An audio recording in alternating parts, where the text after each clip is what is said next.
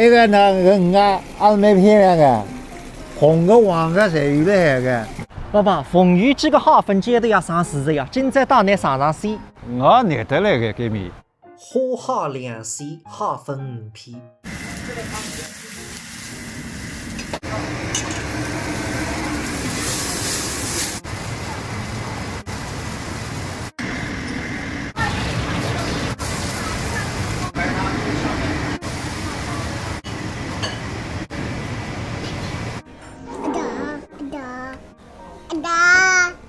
哎，弟弟，哎呦，改个做啥个嘞？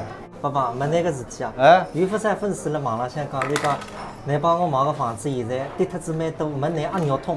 这是很正的。那么我在股票上我才出来的呀。先给我爸爸。好的。米粉干还天个，你真吃。性价比蛮好呀。一般人讲虾粉煎蛋烧才800块的。喏，爸爸，尝尝我个煎蛋呢。没是我才会去吃的。凤鱼鸡开张辰光回来眼睛没腻了，那么现在你看看，是不是已经开始几个分店了？这个说明做得还是蛮成功的。生意实事求是讲，的确是蛮好。看里现采出来的。